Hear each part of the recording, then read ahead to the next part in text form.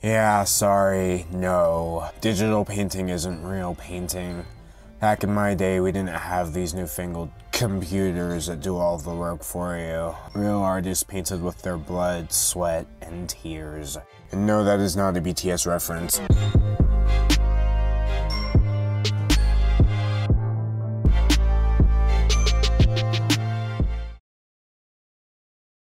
So yes, it's me. Listen, brub. A bunch of people asked me to make this video, and I believe that that's because those people were all my friends, and I told them to ask me to make this video. But you know what? I needed a reason, okay? It just sounds better if you say, a bunch of people asked me to make this, as opposed to just going off, I guess. But here's what's really important.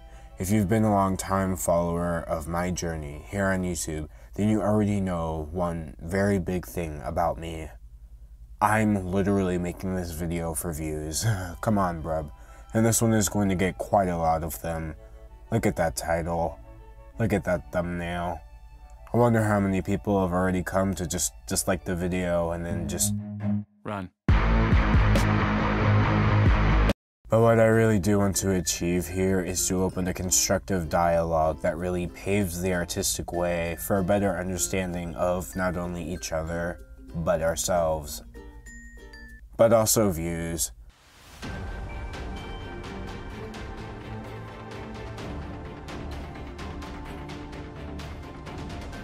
Today's video is sponsored by, yikes. Anyway, the argument in this video is very simple, and we've been having this debate for over 5 decades, which is wild because we weren't even alive back then, and we did that.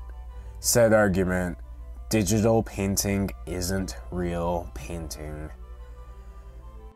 There are videos on this topic already, but I'm trying to look at this from a different angle.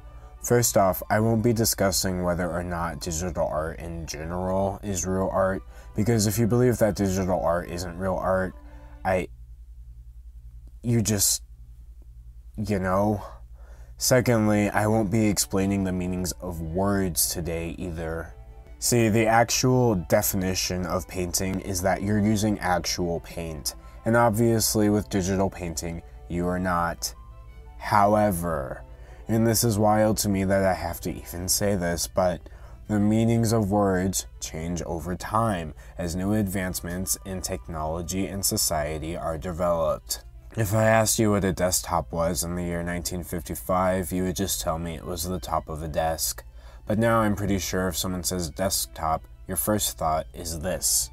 See, there's a good reason I'm not making a deep linguistics video or an etymology discussion today, and that's because I have no idea what either of those things are. The only things I actually read nowadays are tea, shade, and the word of Jesus. And whilst reading said tea and shade, respectively, in the YouTube comment section, I noticed what I call comment crusaders.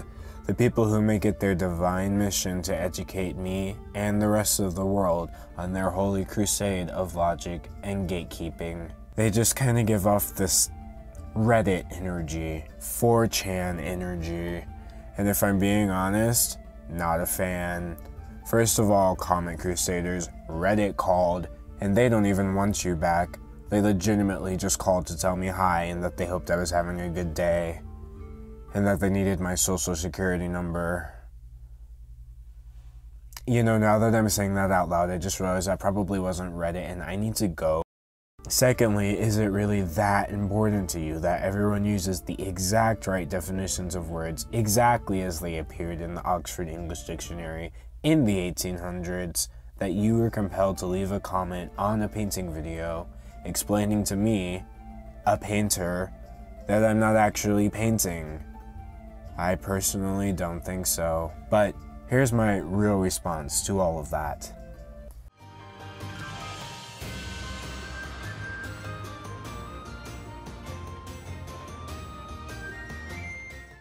So the reason I wanted to tackle this topic and shed some light on the truths behind this whole debate in the community is that I basically got really salty over like one comment.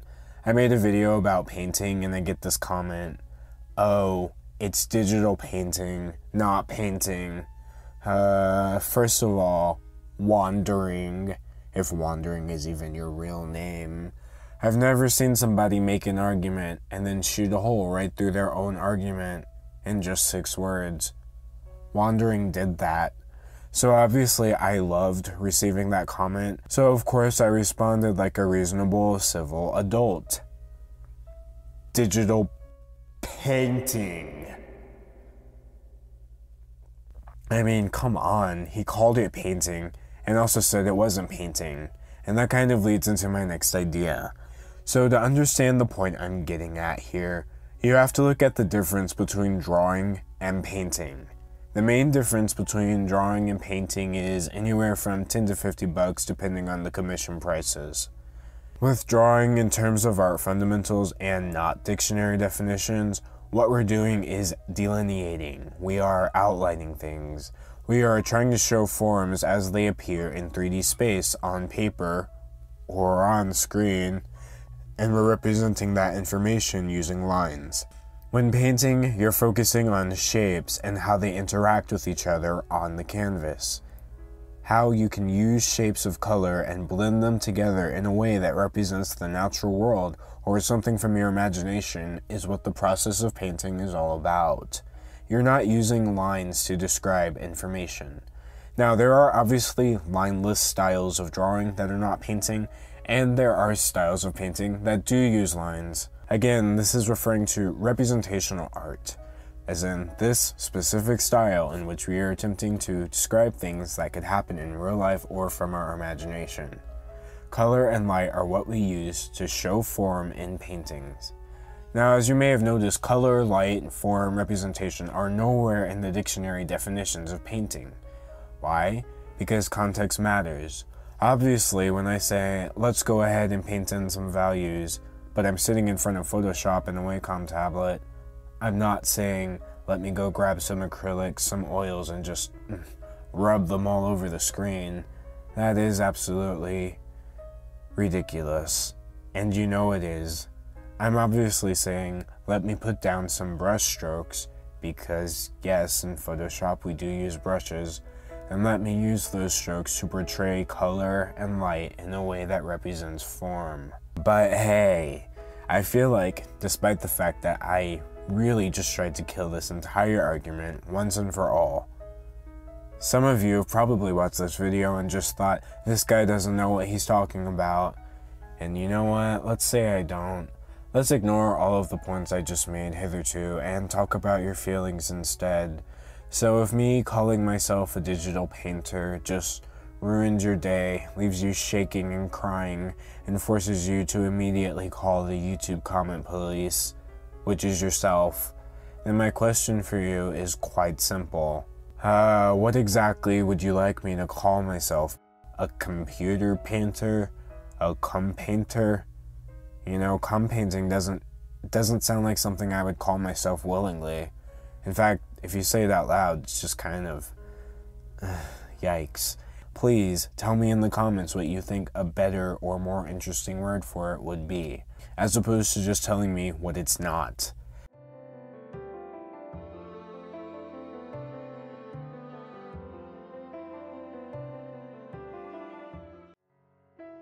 This is the bottom line. You know the truth. The actual truth.